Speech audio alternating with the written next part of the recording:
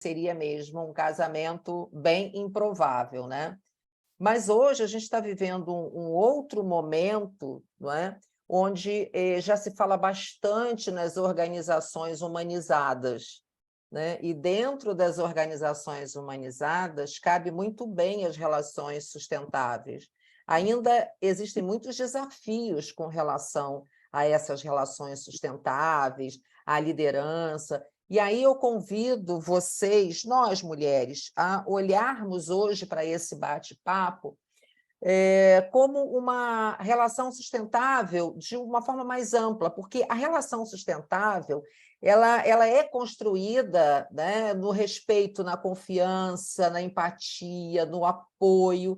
Isso aí abrange todas as áreas da nossa vida, né? Relacionamentos familiares, sociais, profissionais, os nossos negócios, a relação que a gente tem com os nossos parceiros, com os nossos pares, com os líderes, com os liderados, tudo isso engloba, né, essa relação sustentável.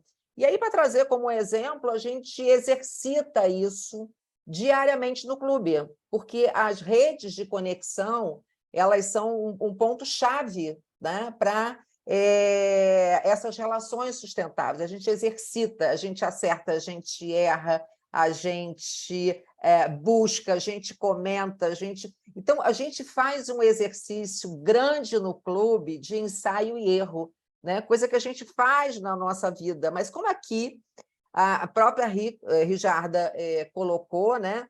É um ambiente de segurança. E isso, Olga e mulheres, é outro ponto altíssimo hoje na liderança. Por isso que eu convido vocês a olharem para esse nosso bate-papo, para os negócios e para cada uma, né, dentro de si a autoliderança. Porque hoje se fala bastante em segurança psicológica, e isso tem absolutamente tudo a ver com a relação sustentável, né? E aí, Olga, se você me permite, foi feita uma pesquisa, a pesquisa mais longa de Harvard. Permite tudo. Oba! Foi feita uma pesquisa, foi a pesquisa mais longa de Harvard, sobre o tema era o seguinte: o que nos mantém saudáveis e felizes enquanto passamos pela vida? Então, durante 75 anos, com várias gerações, se chegou a uma conclusão.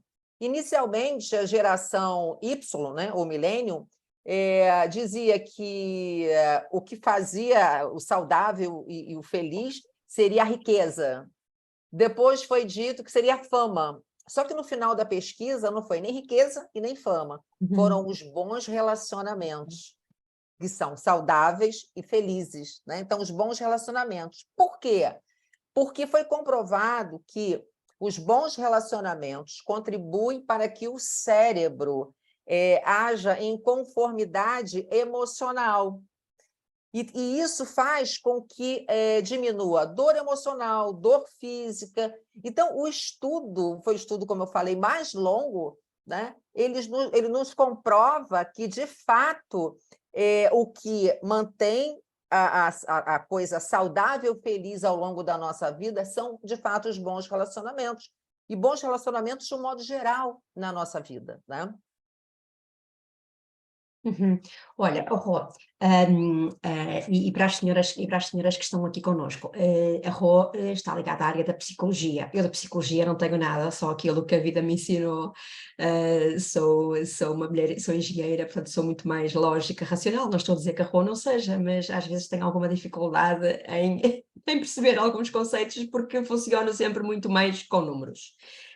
Quando falas em bons relacionamentos, e há bocadinho referiste uma questão da comunicação, mas significa uma comunicação aberta e transparente, mas significa que no passado não havia essa comunicação aberta e transparente?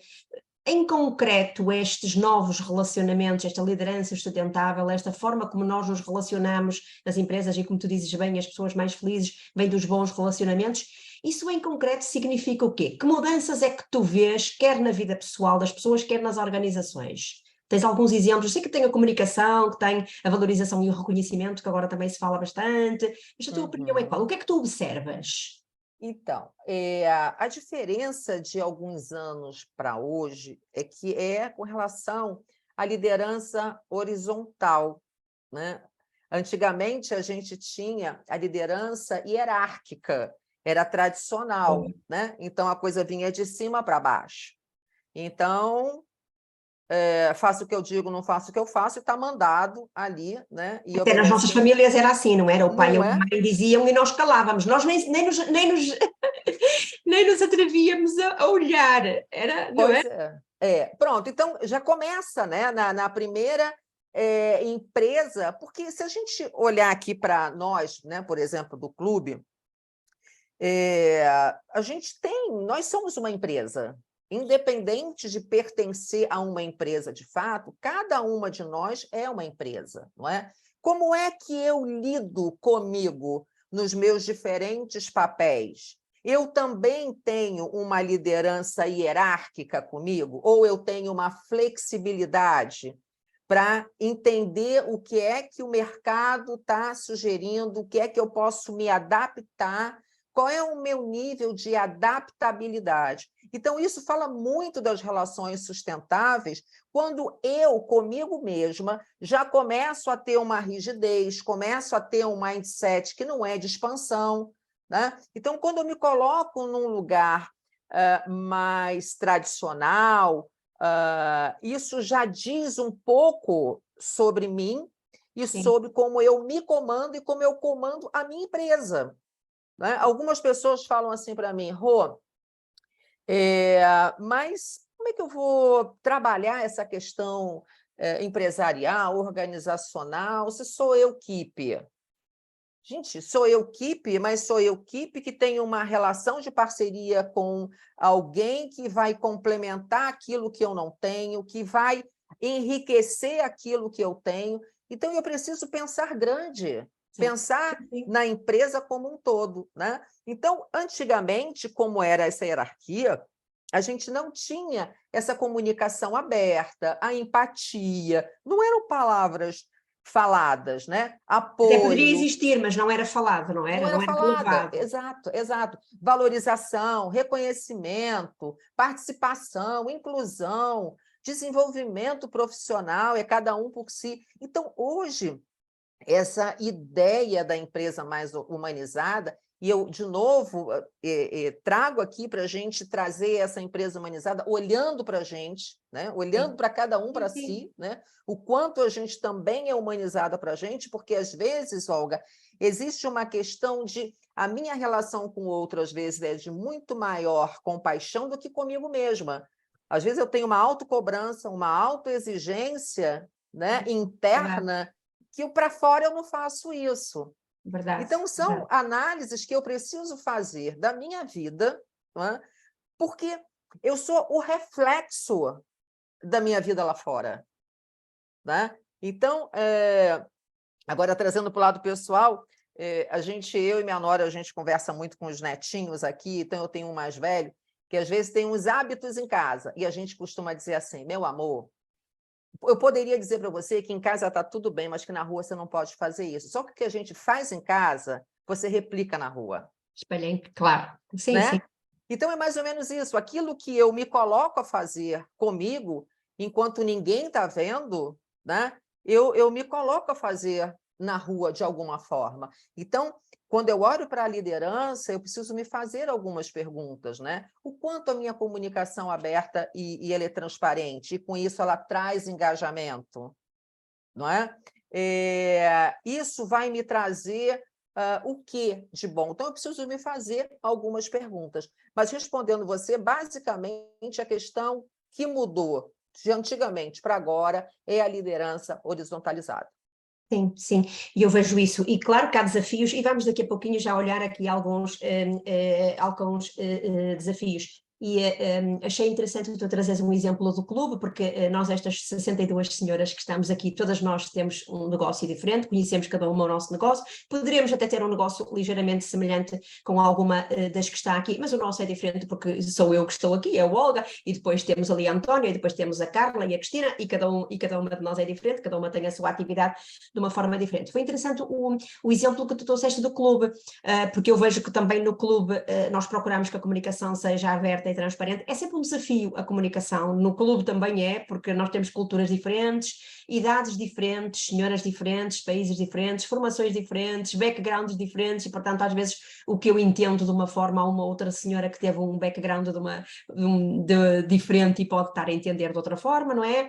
A forma como nós também valorizamos e reconhecemos, temos o nosso jornal, que é aquele maravilhoso ao domingo, que agora é no verão, pelo menos em Portugal, na praia, podemos estar ali a ler, e que também procuramos fazer um reconhecimento das senhoras, até no Connect, não é? O desenvolvimento profissional, não é? Tu falavas também que no passado não era tão falado, e nós aqui no clube procuramos também sempre trazer temas até para a nossa reunião global e partilhar sempre, e incentivar a que as senhoras partilhem e consultem no blog e participem também.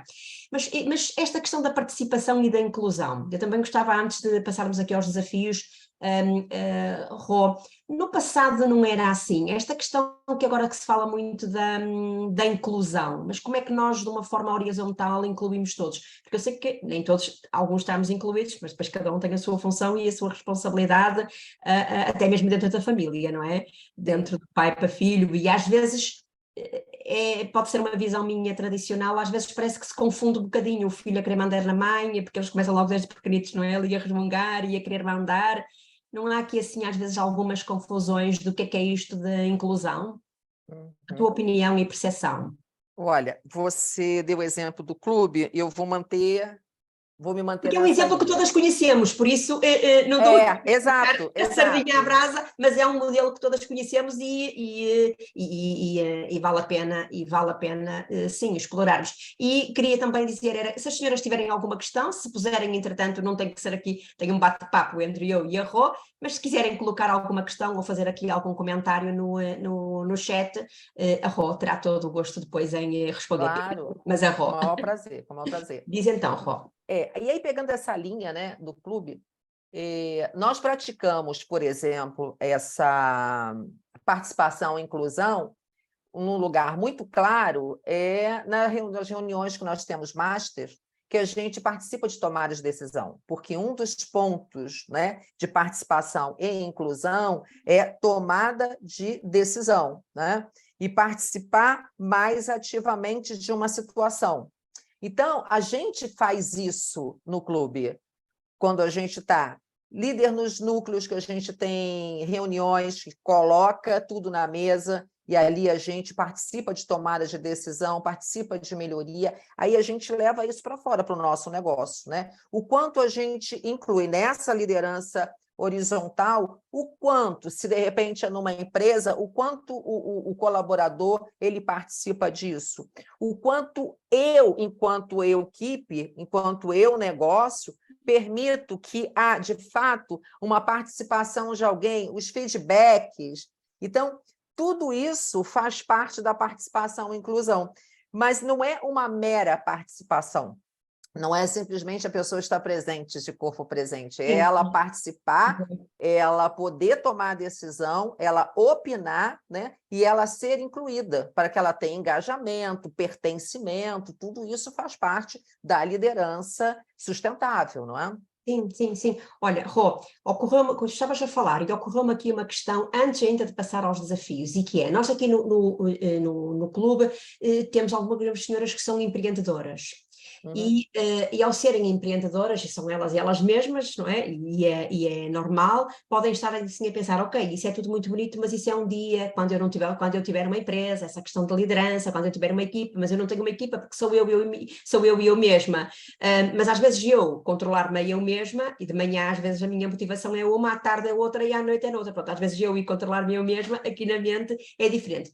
Como é que tu vês falámos do exemplo do clube, mas como é que tu vês para as senhoras que estão aqui a ouvir-nos e que são solo entrepreneur, não é? São só elas, não é? Como é que tu vês esta questão da liderança sustentável aplicada nelas e nos relacionamentos? Tu no início já disseste que é com parcerias que podem ter ou com fornecedores ou com clientes, mas como é que nós podemos aplicar isto da liderança sustentável se eu for só eu no meu negócio, que ainda estou a começar, ainda estou aqui um bocadinho perdida, ainda estou aqui a tentar encontrar-me, como é que eu posso aplicar esta questão da liderança sustentável? Olha, Legal isso. Essa semana, eu, num podcast, falei um pouquinho sobre isso, porque a pessoa, quando empreende, Olga, existem duas formas. Ou, de repente, ela participava de uma empresa e decidiu empreender, ou ela saiu por a fórceps. Claro, E sim. dependendo da forma como ela começa a empreender, tudo pode acontecer ou deixar de acontecer. A primeira forma, a primeira situação que leva a mulher, a pessoa de um modo geral, a empreender é a necessidade. Então, existem vários fatorzinhos para empreender, não vou me ater a isso. Mas o que eu quero dizer é o seguinte: todos nós somos um turbilhão de emoções. A forma como a gente lida com essas emoções vai fazer toda a diferença na nossa liderança. Então, comecei a empreender. Então, se eu olho para o meu empreendimento, para o meu serviço, para o meu produto, apenas como algo que sou eu e aquilo ali, e eu tenho que fazer o negócio crescer, sem ter um planejamento, sem ter uma organização, sem pensar que eu quero empreender porque eu quero ser livre, eu quero ter meus horários, né? Isso não acontece, porque a pessoa que tem que é empreendedora, ela é funcionária dela mesma, ela faz barba, cabelo e bigode, ela precisa ter planejamento financeiro, planejamento estratégico, então ela funciona como uma empresa. Então, se ela tem um pensamento, mas poxa, eu sou só uma empreendedora e eu não tenho ninguém, não tem, tem sim. Você tem você e seus vários papéis. Isso. Então, você pode ter 10 pessoas dentro da empresa, né? Então, o que eu digo para essa mulher? Olha para o seu negócio, faça um planejamento, coloque suas metas, entenda onde você quer chegar, onde você está, crie um plano de ação e olhe para essa empresa como uma sua empresa, com hora de acordar, com hora de trabalhar, com hora de lazer, com hora de dormir, porque você é a sua dona, mas você precisa cumprir o papel de dona, de empresária, né? Você precisa olhar para você enquanto executora e ter o teu comando de executora. Rô, você tem isso para fazer, tais horários, né? Então, Isso. a gente precisa ter uma organização para que essa empreendedora saia da onde ela está hoje e chegue onde ela quer chegar. Boa, boa, boa. Sim, sim, e às vezes é para pegar no pano e limpar o pó, porque todas começamos por aí. É uma responsabilidade também ou pegar na vassoura, se for preciso. Olha, Rô, antes de passarmos aqui a alguns desafios, há aqui duas questões no bate-papo. Tenho uma aqui da Marta Campanella que nos pergunta quais as estratégias para fazer chegar até a alta direção das empresas a necessidade de ações mais humanizadas dentro das organizações. Que estratégias é que nós aqui podemos, para chegar à alta direção, que estratégias? Que a tua opinião vai direcionada para onde? Ocorre-te? Sim. Eu acho que a primeira coisa que faz chegar na alta direção é o resultado. O que uma empresa busca é resultado. E existem N formas de se buscar o resultado, né? Eu posso dar um exemplo. Por 3 anos, eu fiz um processo de time coach dentro de uma multinacional no Ceará, e com os grandes gestores. Qual era a principal queixa dele, Marta? Deles? Era que ele falou o seguinte: Rô, a gente vai trabalhar aqui se o cara lá em cima não participa do processo, ele não faz nada em busca de desenvolvimento, ele não valoriza isso aqui. Isso. Claro que o ideal é que a gente tivesse começado um trabalho lá para mudar a mentalidade, né, e descer. Mas, se não tem isso, a gente vai de baixo para cima, né? Que não era tão baixo, não era chão de fábrica, eram gestores imediatos. Então, o que eu fiz? Eu trabalhei aqueles gestores, eles mudaram o resultado deles, esse resultado chegou lá em cima. Na hora que chegou lá em cima, o cara falou assim: eu quero esse negócio. Então, às vezes, a pessoa não se dá o trabalho de fazer um trabalho com os gestores, porque a liderança maior não topa. né? E existem várias formas de a gente chegar lá. Então, hoje, já se fala bastante, graças a Deus, não é?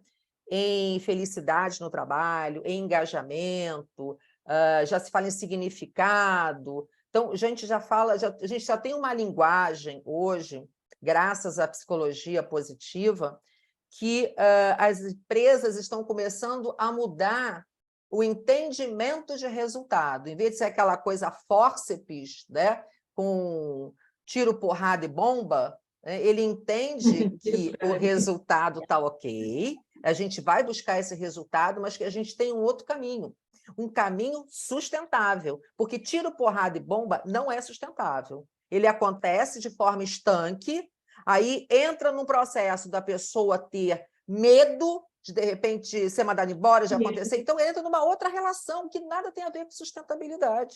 Sim, Não é sim, sustentável. sim, sim. Né? E o medo para-nos, não é? Paralisa qualquer um. Nós com medo paralisamos, ou fugimos ou paralisamos, não é? Ou Exatamente, paralisamos. exatamente. É. Respondi, Martinha? Show. Está respondida. Boa, boa, boa. Depois tinha aqui a Daniela Vieira, que também nos diz que sim, que a autoliderança, como dizias, esse talvez seja o maior desafio. A Sofia Morgado, aqui de Portugal, que também nos diz que na liderança horizontal, como é que é vista esta aplicabilidade individual, que era a questão que respondias há bocadinho. Todo este processo de mudança é menos tortuoso se atrelado aos resultados da empresa. Diz-nos aqui a Valéria, não é? Que era aquela questão que tu dizias no passado, há bocadinho, não é? Porque todos foram aqui resultados. Deixa eu ver se tem aqui alguma questão. Aqui a Márcia Andrade, que diz que o bate-papo está maravilhoso, como dizem vocês. Oba! O bate-papo. Como ser líder num contexto atual? Uma pergunta geral, mas genérica. Como líder? A gente precisa entender, né, a liderança, que é diferente de ser chefe. Eu já fico toda arrepiada quando alguém, às vezes eu estou num lugar, a pessoa me apresenta assim, esse aqui é meu chefe. Eu já me tremo toda. Né? Porque eu fico pensando assim, qual é o significado que aquela pessoa tem? Será que ela está me apresentando o chefe porque é a autoridade maior ali dentro do setor dela, ou da empresa? Ou, de fato, é o chefe? Então, a liderança é muito interessante porque ela passa, de fato, por emoções, por crenças, não é? Então, para ser uma líder, eu preciso desenvolver o que não está no livro, o que não está em curso, que é algo chamado de soft skills, né? Então, as habilidades emocionais e comportamentais eu não aprendo nos livros. Nem em livro de autoajuda. Eu não tenho nenhuma crítica a livro de autoajuda, viu, gente? Porque ainda bem que tem livro de autoajuda que, de alguma forma, ajuda alguém. Né? Eu não sou fechada com relação a isso, não. Mas a gente também não aprende. Né? A gente precisa exercitar para a gente aprender o caminho das habilidades comportamentais e emocionais.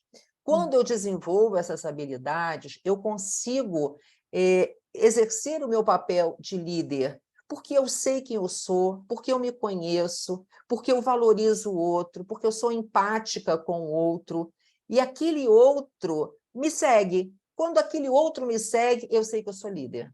Agora, quando aquele outro faz somente aquilo que eu mando ele fazer, eu sei que eu não sou líder.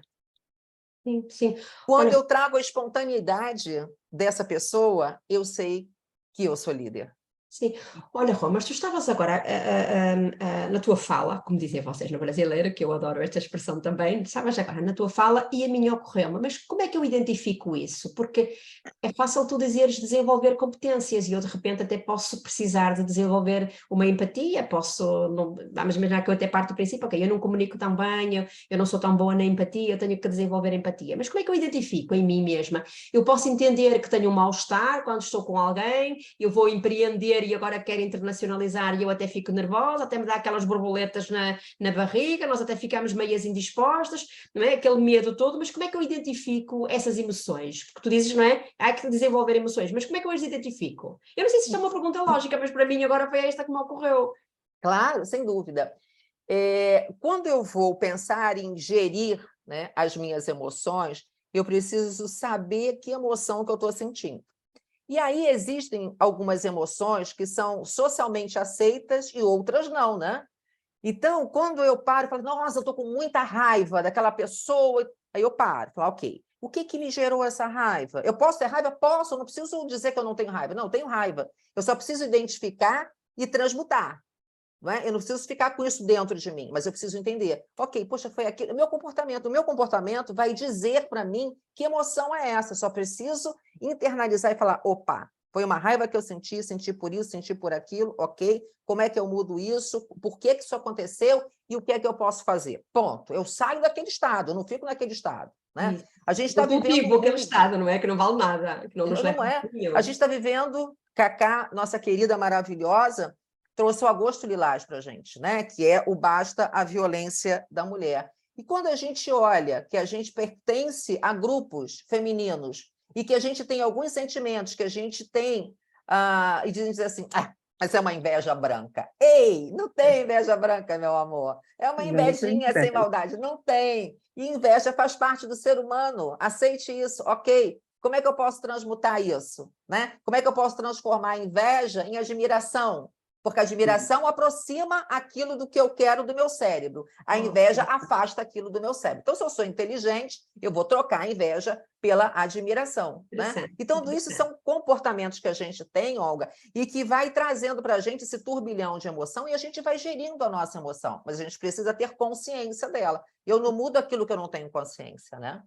E nós somos muito mazinhas connosco, não é? Nós, mulheres, estamos Exato. alinhadas connosco, depois também com as outras, mas começamos até connosco. Olha, Rô, estamos quase aqui no final do tempo que nos deram, que acho que depois, olha, vão-nos cortar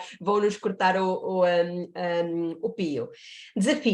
Esta gestão mais horizontal de que tu falas, traz-nos aqui desafios. Ocorre-te aqui, assim, 2 ou 3 desafios, quais são aqueles que quando eu te falo em desafios, o que é que te ocorre? O primeiro que te vem à cabeça é aquele, o que é que te ocorre? É a segurança psicológica, esse é o primeiro desafio. A gente precisa Segurança, que a estar num Ricardo há lugar... bocadinho falava no que é isto da questão de segurança. Exato. A segurança psicológica é a gente estar num lugar onde a gente tem segurança para a gente se colocar, não é? Não vai haver crítica, não vai haver punição. Né? Exato. Né? Então, a segurança psicológica seria assim, o primeiro desafio que as pessoas acabam não se colocando com medo de retaliação e por aí vai. Né? O outro desafio que eu coloco, de fato, é a comunicação e feedback. A gente precisa... a gente tem a Elba maravilhosa, que fala de comunicação não violenta, a gente precisa entender um pouco dessa comunicação, como é que eu me comunico. Hoje a gente tem um canal do WhatsApp, que é um canal que a gente vai de mensagem, e às vezes a pessoa entende aquilo que a gente não quis dizer, e comunicação é o que o outro entende, não é o que eu disse. Né? Então, eu acho que esse é um outro desafio. Você desenvolver as competências emocionais e comportamentais é outro desafio. Ainda existe muita resistência, as pessoas ainda estão muito presas nas hard skills, na competência técnica, elas ainda estão muito voltadas para isso, muitas pessoas não conseguiram entender ainda que o que vai mantê-las no prumo não é a competência técnica, é a competência comportamental e emocional. Então, esses são alguns desafios, não é? Que eu trago, a necessidade também da confiança mútua, né? Que está ligada à segurança psicológica, e descentralização do poder é o que há para acontecer a liderança sustentável. Né? Se ainda existir alguém que detém o poder, essa liderança ela não vai se horizontalizar. Sim, sim. E esses desafios que tu referes, claro, em termos de lideranças e de organizações, são desafios a que deveremos olhar, ainda por cima em negócios quando hoje são globais, não é? Quando nós hoje estamos em culturas diferentes e a questão da comunicação, que é simples e com culturas diferentes e backgrounds diferentes e senhoras sabemos muitas vezes, a vida dentro da nossa casa só nós é que sabemos, não é? Dentro de 4 paredes só sabemos os desafios, as emoções, e só estas questões é que sabemos. Olha, Rui, eu acho que foi uma conversa bastante positiva. Tentámos aqui fazer uma análise um bocadinho geral do que é isto, o que é de algumas vantagens até da necessidade real de o fazermos. Falámos das emoções das senhoras, como é que nós podemos aplicar isto para nós mesmas. Também aqui abordámos alguns desafios. Tenho aqui alguns bons comentários aqui no bate-papo também. E olha, passo para ti a palavra, Rô, para terminarmos. Acho que ainda consegui aqui a extensão de mais um minuto para terminarmos, para passarmos então para a Rijarda. Tá ótimo, muito obrigada. Uma última sugestão, o que é que nos dizes a nós que somos mulheres e que temos que levar o mundo para a frente? Exato, exato. Então, eu trouxe uma frase aqui que eu quero ler para vocês, que uma palavra, que é a palavra que eu acho que é o segredo para a gente, para viver tudo na nossa vida, seja o lado pessoal, seja o lado profissional, que é a sabedoria. E aí eu fui buscar lá em Sócrates a definição de sabedoria. E ele diz o seguinte, ela é encontrada quando um indivíduo reconhece a sua própria ignorância, praticando o autoconhecimento por meio do método dialético. O que é o método dialético? É uma forma de discurso entre duas ou mais pessoas que possuem diferentes pontos de vista e, mesmo assim, pretende estabelecer a verdade, mas somente através de argumentos fundamentados. Então, a palavra que eu deixo aqui para a gente é sabedoria. Quero agradecer demais, gente. Foi maravilhoso estar aqui com vocês nesse momento especificamente. Obrigada, Rô, pela tua sabedoria e partilha conosco. Rijarda, passo